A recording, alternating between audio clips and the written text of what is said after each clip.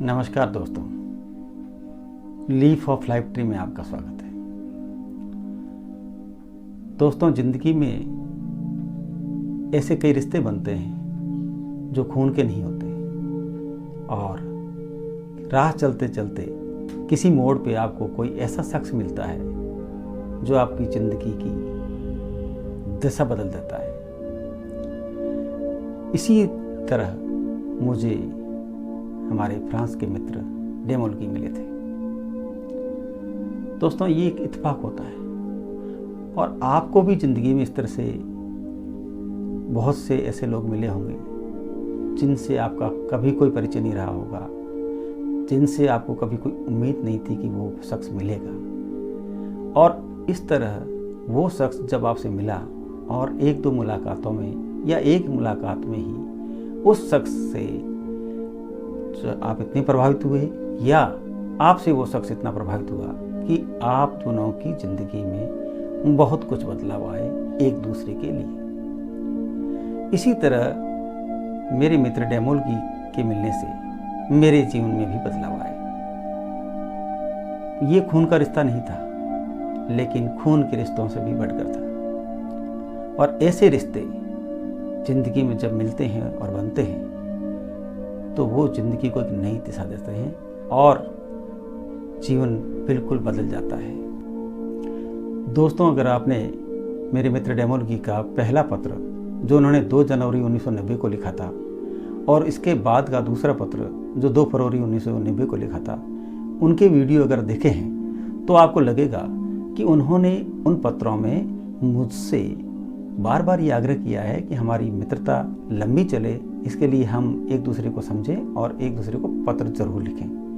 और इन पत्रों के माध्यम से ही हमने एक दूसरे को जानने की कोशिश की। उन्होंने जो पत्र लिखे उनका मैंने अपने हिसाब से प्रॉपर्ली जो जवाब देना चाहिए था वो मैंने दिया।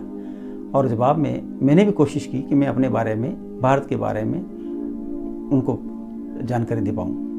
तो इस पत्र में जो आज मैं आपके सामने वीडियो ला रहा हूँ, इसमें उन्होंने इससे पहले वाली वीडियो में जिस सरप्राइज का जिक्र किया था उस सरप्राइज की बात इस पत्र में करेंगे। तो आपके सामने आज ये 2 फरवरी 1990 का दूसरा पत्र प्रस्तुत है। मेरे प्रिय मित्र, आज के दिन मैंने आपको पेरिस के बारे में कुछ दस्तावेज, पेरिस का नक्शा, एक स्टिकर आदि के साथ एक पत्र भेजा है। और उस पत्र के अंत में मैंने लिखा है कि मैं आपको दूसरे पत्र में एक सरप्राइज भेज रहा हूँ। यह सरप्राइज इस लिफाफे के अंदर है। मैं उम्मीद करता हूँ कि ये आपको पसंद आएगा, क्योंकि ये मैंने दिल से भेजा है। ये मेरा सरप्राइज है।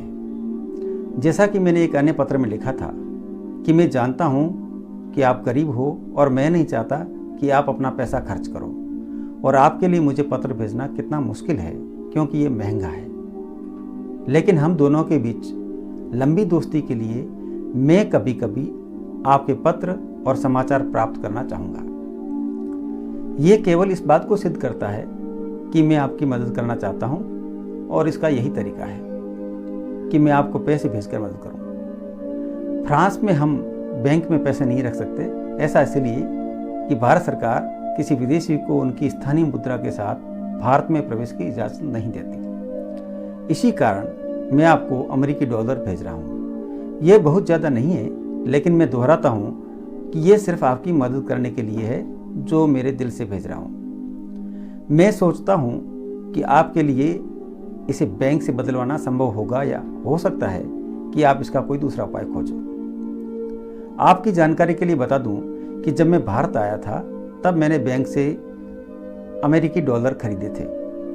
एक अमेरिकी डॉलर 16 रुपये 75 पैसे का था, तो 30 डॉलर 502 रुपये 50 पैसे के हुए। अगर आपको पैसा बदलवाने में कोई समस्या है तो क्या आप जानते हैं कि और क्या संभावना है? मुझे नहीं पता कि भारत सरकार एक पत्र के अंदर पैसे भेजने की अनुमति देती है या नहीं। जब आपको ये पैसा और दूसरा पत्र जो मैंने पेरिस, मेरे परिवार, मेरी नौकरी, मेरे शौक आदि के बारे में लिखा है मिल जाए तो मुझे लिखना, क्योंकि मैं निश्चित होना चाहता हूँ कि आपको मिल गया है। ठीक है। दूसरे पत्र के अंत में मेरे से एक गलती हो गई। मैंने लिखा कि मैं नहीं चाहता कि आप अपने पैसे बचाओ। यहाँ ये बचाओ नहीं, खर्च करो है। इसके लिए मुझे माफ़ करना, क्योंकि मैं कभी कभी एक शब्द के लिए दूसरा शब्द लिख देता हूँ। मुझे आपकी सहायता करके बहुत खुशी हुई, क्योंकि आप भारत के मेरे मित्रों में सबसे सर्वश्रेष्ठ हो। तुम्हारा मित्र गी। दोस्तों, आज के समय में जहाँ पैसों को लेकर के रोज़ाना हमें कई तरह के झगड़े फसाद की खबरें में सुनने को मिलती है, ऐसे समय में जब कोई अनजान व्यक्ति किसी के लिए आर्थिक मदद करता है तो वो बहुत बड़ी बात है। मेरे मित्र द्वारा भेजी गई इस सरप्राइज़ को प्राप्त कर मुझे बहुत खुशी हुई और उससे मुझे बहुत सहायता मिली। मैं शुक्रगुजार हूँ मेरे मित्र का। आने वाले वीडियो में मिलते हैं एक नए पत्र के साथ में, जिसमें उन्होंने मुझे फ्रांस आने का निमंत्रण दिया और इसके साथ साथ उस पत्र में उन्होंने अपने धर्म के बारे में और उनकी रीति रिवाजों को लेकर के बहुत विस्तृत रूप से चर्चा की है। धन्यवाद।